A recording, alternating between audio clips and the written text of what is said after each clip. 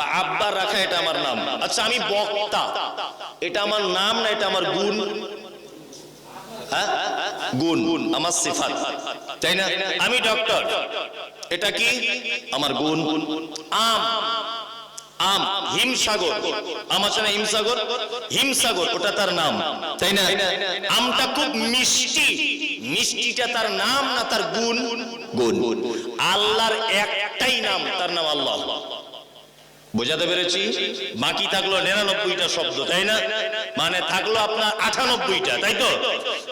আর রহমান, আর রহিম, আল মালিক, কুদ্দুস, সালাম, মুমিন, মুহাইমিন, আজিজ, ইয়া জব্বার, ইয়া মুহাইমিন, ইয়া গফফার, ইয়া আজিজ, এই যে নাম আছে না নেই? আছে। এইগুলো হচ্ছে আল্লাহ সুবহানাহু ওয়া তাআলার গুণ। আজিজ, ক্ষমতাশীল, ওয়াকিল, বাঁচানেওয়ালা, রহমান, দয়ালু, রহিম, অতীব দয়ালু, গফফার, ক্ষমাশীল। কি বললাম বুঝলেন না? আল্লাহর নাম আল্লাহ। এইবার আপনাকে আর একটা জিনিস বোঝা যাবে। আচ্ছা, ইয়া আল্লাহ, ইয়া রহমান, ইয়া রহিম, ইয়া মালিক, ইয়া কুদ্দুস, ইয়া সালাম, এই যে 99টা নাম কোরআনের দেখবেন শেষের পৃষ্ঠার দিকে লেখা আছে, আছে না? আছে। আচ্ছা, এই 99টা নামের ভিতরে এক জায়গাতেও ইয়া রব্ব, আল্লাহকে রব বলে ডাকা হয়েছে? হয়েছে না? তাহলে রব আবার এলো কোথা থেকে? এটা তো একটা প্রশ্ন জাগে। এই সব বক্তব্য কে রাখবে? এত ভেঙে ভেঙে কে বলবে? এই গতানুগতিক এলো, ও বাবারে মারি খালারে, কানে হাত দিয়ে 1.5 কিলোমিটার সুর করে বাড়ি চলে গেল। ওতে কিছু জানা হলো না, শেখা হলো? কিচ্ছু শেখা হলো না, ও বেকার টাইম লস, তাই না? আমি আপনাকে কিছু শেখাতে চাইছি। তাহলে এবার এলো রব, কোথা থেকে এলো এটা? এইবার আপনাকে বলছি, এক, আল্লাহর 99টা নাম আর আল্লাহ সহ যত গুণ নামের ভিতরে রয়েছে, সিফাতি নামের, তার টোটাল তাই ভরা আছে রবের ভিতরে। আপনাকে প্রমাণ করি। এই দেখুন, আদম আলাইহিস সালামকে যখন আল্লাহ তাআলা তৈরি করলেন, আদমের কাছ থেকে স্বীকৃতি নিয়েছিলেন আল্লাহ, নিজের পরিচয়ের স্বীকৃতি কি? আলাস্তু বিরাব্বিকুম, আদম আমি কি তোমাদের রব নয়? এটা বলেছিল কি বলেনি? বলেছিল। তাহলে আল্লাহ এটা তো বলেননি যে আমি কি তোমাদের আল্লাহ নয়, এটা বলেছে না? কি বলেছে? আমি কি তোমাদের রব নয়। তাহলে পৃথিবীর সূচনাতে স্বীকৃতি নিয়েছে আমাদের কাছ থেকে কি? রব। দুই, একটা মানুষ মারা গেল, কবরে হিসাব হবে তো? কি হিসাব হবে? প্রথমে হবে মান রব্বুকা, তোমার রবকে বলো। কই এখানে বলছে না যে তোমার আল্লাহকে বলো, বলছে না? তাহলে পৃথিবীর শুরুতেও রব, শেষেও রব, তাই তো? এবার মাঝখানের পর্যায়টা বাকি আছে, তাই না? চলুন আপনি আল্লাহু আকবার, আলহামদুলিল্লাহি রাব্বিল আলামিন, এখানে আপনাকে আল্লাহকে আল্লাহ বলার আগে রব বলে ডাকতে হয়েছে। তারপরে চলে যাবেন আপনি রুকুতে, রুকুতে গিয়ে কি দোয়া বলতে হয়? সুবহানা রাব্বিয়াল আযীম, এখানেও হলো রব। আবার আপনি রুকু থেকে উঠলেন, কি দোয়া বলতে হবে? রব্বানা লাকাল হামদ, এখানেও রব। আপনি সিজদায় চলে যাবেন, ওইখানেও কি আপনাকে বলা লাগবে সুবহানা রাব্বিয়াল আলা, এইখানেও রব। তার মানে নামাজে আল্লাহ শব্দটা যতবার ব্যবহার হয়েছে তার থেকে বেশি ব্যবহার হয়েছে রব নাম। তারপরে হয়ে গেল আপনি গুনাহ করেছেন, আপনি ভুল করেছেন, আপনি পাপ কাজ করেছেন, আল্লাহ বলছে বান্দারে তোর পাপের কারণে তুই নামাজের পরে পড়ে যখন আমাকে ডাকবি তখন এই বলে ডাক, রব্বানা আতিনা ফিদ দুনিয়া হাসানাতাও ওয়া ফিল আখিরাতি হাসানা ওয়া কিনা আযাবান নার। তোমার বাচ্চা কাচ্চা হয় না, রব্বি হাবলি মিনাস সালিহিন, তুমি মা হতে পারছো পাচ্ছ না, তোমার বিবাহিত জীবন 13-14 বছরের, আমাকে আল্লাহ বলে ডেকো না, আমাকে রব বলে তুমি বাচ্চা কাচ্চা চাও। পবিত্র আল কোরআনে যত জায়গায় বান্দা আল্লাহকে ডাকার জন্য দোয়া শিখিয়েছেন, সব জায়গায় আল্লাহ বলেছেন রব্বানা আতিনা ফিদ দুনিয়া ওয়া রব্বানা হাব লানা ওয়া রব্বানা লা তুযিগ কুলুবানা ওয়া রব্বানা যালামনা আনফুসানা ওয়া রব্বানা হাব লানা মিন আজওয়াজিনা। যত জায়গাতে আল্লাহ বান্দাকে দোয়া করার কথা শিখিয়েছে, প্রত্যেক জায়গাতে আল্লাহ বলেছে বান্দা আমাকে যখন ডাকবি একটা নাম বলে আমাকে ডাক, রব রব রব বলে যদি আমাকে ডাকিস তাহলে আমি তোর ডাকে সবার আগে সাড়া দেব। তার মানে বোঝা যাচ্ছে রবের দাম আছে, দাম আছে না? এবার আপনাকে বাংলায় বলি রব কাকে বলে। রব এখন একটা আয়াত হয়েছে সূরা ফাতিহা, 7টা আয়াত, মানে তো কঠিন ব্যাপার। আমার টাইম তো বলে দিয়েছে 10:30, 10:10 পর্যন্ত তো হয়েই গেল। একটা দুটো আয়াত যে কটায় হয় বলি, তাই না? যে কটায় হয় আমার পরবর্তীতে কখন এলে পাশে আমাকে মনে করিয়ে দেবেন, তারপর থেকে বলবো ইনশাআল্লাহ। যদি সূরা ফাতিহাটাই যদি বক্তব্য দিই তা 7টা আয়াত মোটামুটি 7টা জলসা করা যাবে। আসলে বক্তা তো আর আকাশ থেকে পড়ে না, আকাশ থেকে পড়ে না, এটা আমার আপনার ভিতরেই, আপনার আমার ঘরের ছেলেই তো বক্তা। আমিও তো কোনো মায়ের পেটে ছিলাম, আমিও তো সেই ছোটবেলাতে হাফ প্যান্ট পরে খেলাধুলো করেছি, আমি তো আকাশ থেকে পড়ে বক্তা হইনি। তার মানে বক্তার এমনি লোকের এটাই ডিফারেন্স, যে বক্তা হচ্ছে সেই যে সামান্য জিনিসকে বিশাল আকার দিয়ে মানুষকে ভাবিয়ে তুলতে পারে, এটাই ডিফারেন্স, তাই না?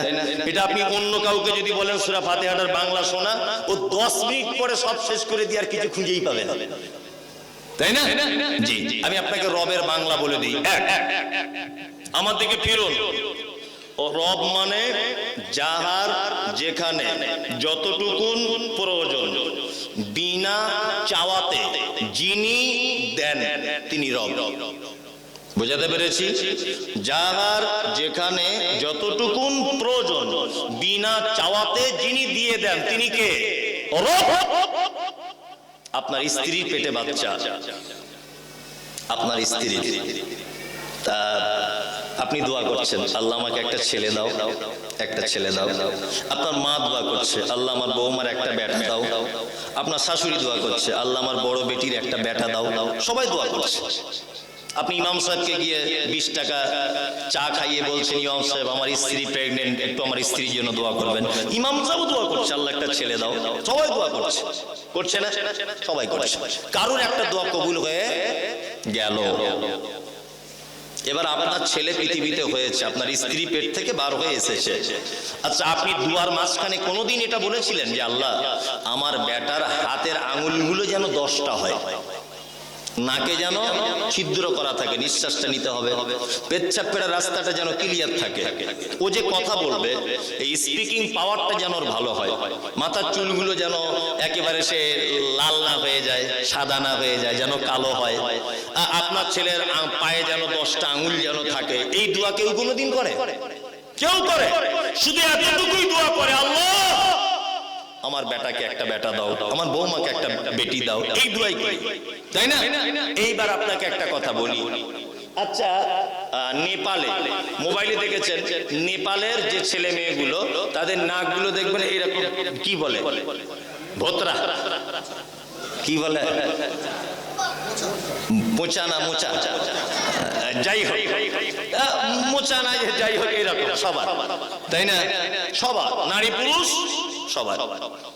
এখন আপনি যদি দোয়া না করেন, আপনি দোয়া করলেন ধরে নেন, আচ্ছা আপনার মেয়ের নাকটা যদি এরকম মোচা না ভোঁচা কি বলছে এইরকম যদি হয়, আচ্ছা বলুন তো কালিয়াচক এলাকার কোনো ভালো ছেলে আপনার মেয়েকে দেখে পছন্দ করবে সহজে? করবে? করবে না। নাইজেরিয়ানের ফুটবল প্লেয়ার গুলো দেখেছেন? খেলতে খেলতে আসে এলাকা হায়ার করে, দেখেছেন ওদের মাথার চুলগুলো কি পাখির বাসার মতো, বিনুনি গাতার মতো, তাই না? মেয়েদের যেমন করে ওরকম।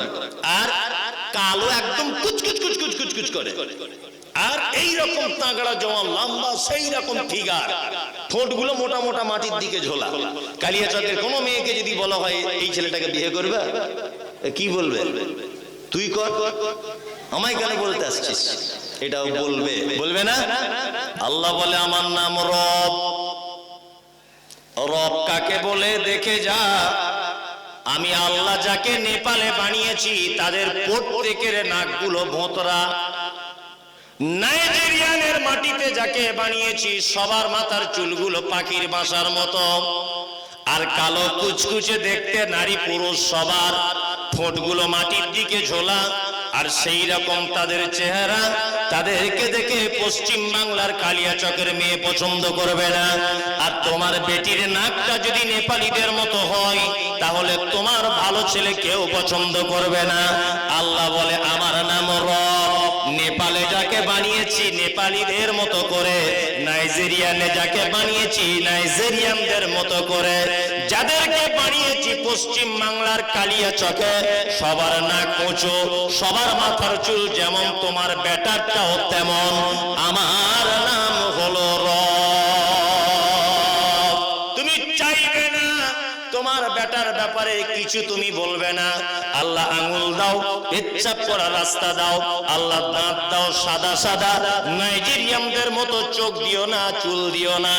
আল্লাহ বলছে বান্দা চাইবি না, তবুও এটা আমি জানি কালিয়াচকে ওর মায়ের পেট থেকে ওকে বার করব। এখানে আর 5 জনের যেমন দেখতে তোর বেটা বেটিরও তেমন দেখতে। আমার নাম হলো রব। আমার নাম রব। রব যদি বলতে লাগি এখন সাংঘাতিক ব্যাপার হয়ে যাবে। আমি একটু সংক্ষিপ্ত আকারে বলছি রব কাকে বলে। এই আচ্ছা, আপনাদের মেয়েদের যখন পেটে বাচ্চা চলে আসে আপনার স্ত্রীর, তখন আপনি কি করেন? গরিব মানুষ হলে সে বন্ধু বান্ধবকে বলে রাখে, হ্যালো সাইফুল, ডাক্তার তো ডেট দিয়েছে 25 তারিখে আমার স্ত্রীর ডেট আছে, টাকা পয়সা তো হাতে কিছু নেই, তা কিছু টাকা পয়সা ধার দিস ভাই। তা বলছে ঠিক আছে, অসুবিধা কিছু নেই। তা কালিয়াচক কোন হাসপাতালে নিয়ে যাবেন বা মালদাতে, একটা গাড়ির ড্রাইভারের ফোন নাম্বার রেখে দিয়েছেন, রাত বেরাত কখন কি হয় ফোন করতে হবে। তা আপনি গাড়ির ড্রাইভারও বলেছে ঠিক আছে অসুবিধা নেই। আপনার শাশুড়িকে ফোন করে বলছেন, হ্যালো আম্মু, আমার মা তো অসুস্থ, যেতে পারবে না, হাসপাতালে থাকতে পারবে না বা নার্সিং হোমে, তা আপনি একটু রেডি হয়ে থাকবেন। সাবিনা তো ডেট দিয়েছে 25 তারিখে, ওই দিন যেতে হবে।